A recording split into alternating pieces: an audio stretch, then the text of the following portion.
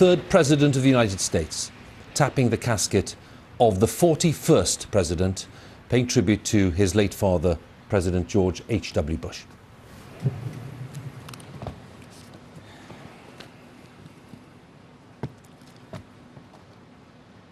Distinguished guests, including our presidents and first ladies, government officials, foreign dignitaries, and friends. Jeb, Neil, Marvin, Daro, and I, and our families, thank you all for being here.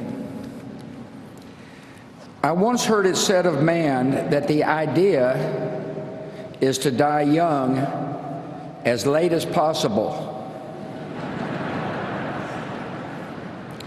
At age 85, a favorite pastime of George H.W. Bush was firing up his boat, the Fidelity, and opening up the 300 horsepower engines to fly, joyfully fly, across the Atlantic with the Secret Service boats straining to keep up. At age 90, George H.W. Bush parachuted out of an aircraft and landed on the grounds of St. Anne's by the Sea in Kennebunkport, Maine, the church where his mom was married and where he worshiped often. Mother liked to say he chose the location just in case the chute didn't open. In his 90s, he took great delight when his closest pal, James A. Baker, smuggled a bottle of Grey Goose vodka into his hospital room. Apparently it paired well with the steak Baker had delivered from Morton's. To his very last days, Dad's life was instructive. As he aged, he taught us how to grow with dignity, humor, and kindness. And when the good Lord finally called, how to meet him with courage and with the joy of the promise of what lies ahead. One reason Dad knew how to die young is that he almost did it, twice. When he was a teenager, a staph infection nearly took his life. A few years later, he was alone in the Pacific on a life raft, praying that his rescuers would find him before the enemy did. God answered those prayers. It turned out he had other plans for George H.W. Bush. For Dad's part, I think those brushes with death made him cherish the gift of life, and he vowed to live every day to the fullest. Dad was always busy, a man in constant motion, but never too busy to share his love of life with those around him. He taught us to love the outdoors. He loved watching dogs flush a covey. He loved landing the elusive striper. And once confined to a wheelchair, he seemed happiest sitting in his favorite perch on the back porch at Walker's Point, contemplating the majesty of the Atlantic. The horizons he saw were bright and hopeful. He was a genuinely optimistic man, and that optimism guided his children and made each of us believe that anything was possible. He continually broadened his horizons with daring decisions. He was a patriot.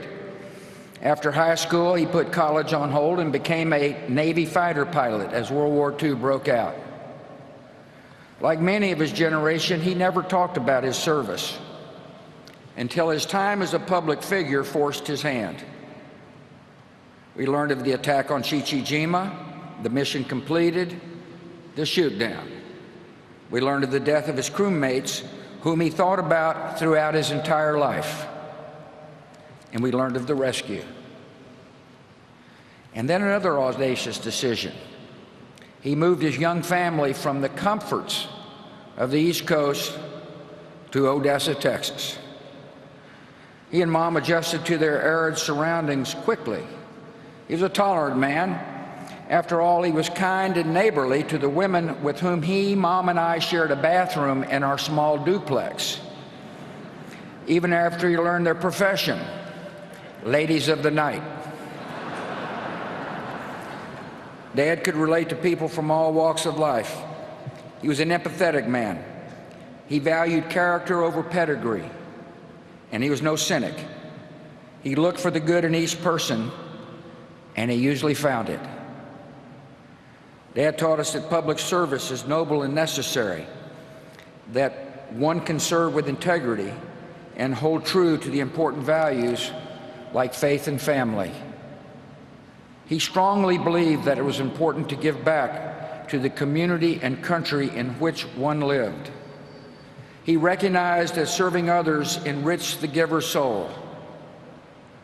To us, his was the brightest of 1,000 points of light. In victory, he shared credit. When he lost, he shouldered the blame. He accepted that failure is a part of living a full life, but taught us never to be defined by failure. He showed us how setbacks can strengthen. None of his disappointments could compare with one of life's greatest tragedies, the loss of a young child.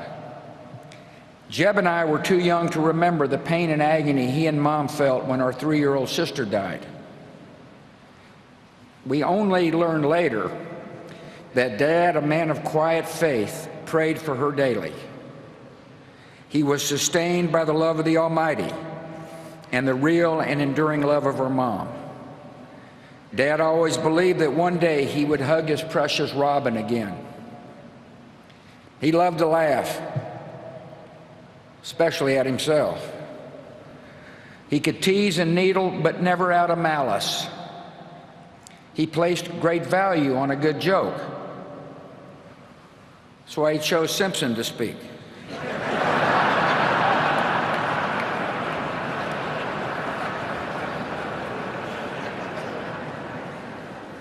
On email, he had a circle of friends with whom he shared or received the latest jokes. His grading system for the quality of the joke was classic George Bush.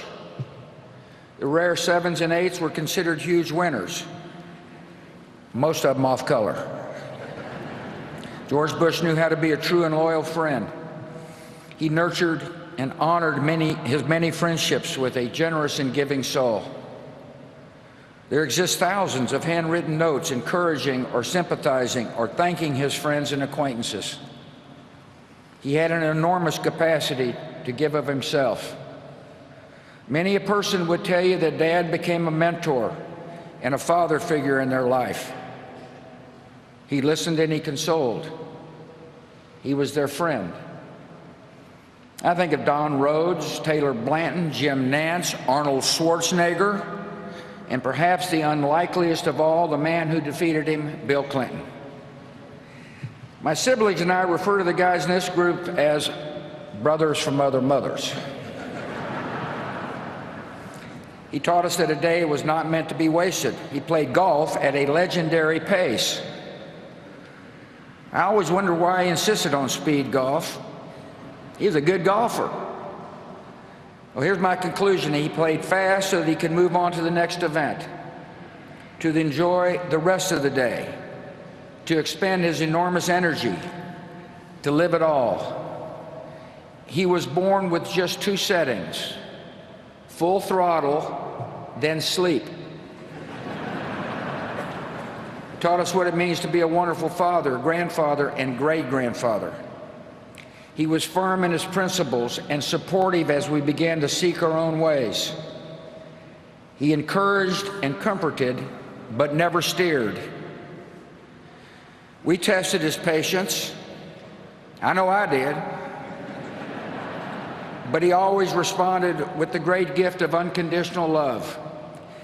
Last Friday, when I was told he had minutes to live, I called him. The guy answered the phone, said I think he can hear you, but he hadn't said anything for most of the day. I said, Dad, I love you and you've been a wonderful father. And the last words he would ever say on earth were, I love you too. To us, he was close to perfect, but not totally perfect. His short game was lousy. He wasn't exactly Fred Astaire on the dance floor. The man couldn't stomach vegetables. His especially broccoli. And by the way, he passed these genetic defects along to us. Finally, every day of his 73 years of marriage, Dad taught us all what it means to be a great husband. He married his sweetheart. He adored her. He laughed and cried with her. He was dedicated to her totally. In his old age, Dad enjoyed watching police show reruns, the volume on high, all the while holding Mom's hand. After Mom died, Dad was strong, but all he really wanted to do was hold Mom's hand again. Of course, Dad taught me another special lesson. He showed me what it means to be a president who serves with integrity, leads with courage, and acts with love in his heart for the citizens of our country. When the history books are written, they will say that George H.W. Bush was a great president of the United States, a diplomat of unmatched skill, a commander-in-chief of formidable accomplishment, and a gentleman who executed the duties of his office with dignity and honor. In his inaugural address, the 41st President of the United States said this: "We cannot hope only to leave our children a bigger car, a bigger bank account. We must hope to give them a sense of what it means to be a loyal friend, a loving parent, a citizen who leaves his home, his neighborhood, and town better than he found it. What do we want the men and women who work with us to say when we are no longer there? That we were more driven to succeed than anyone around us, or that we stopped to ask if a sick child had gotten better and stayed a moment there to trade a word of friendship?" Well, Dad, we're going to remember you for exactly that and much more. And we're going to miss you. Your decency, sincerity, and kind soul will stay with us forever. So through our tears, let us know the blessings of knowing and loving you, a great and noble man, the best father a son or daughter could have. And in our grief, let us smile knowing that Dad is hugging Robin and holding Mom's hand again.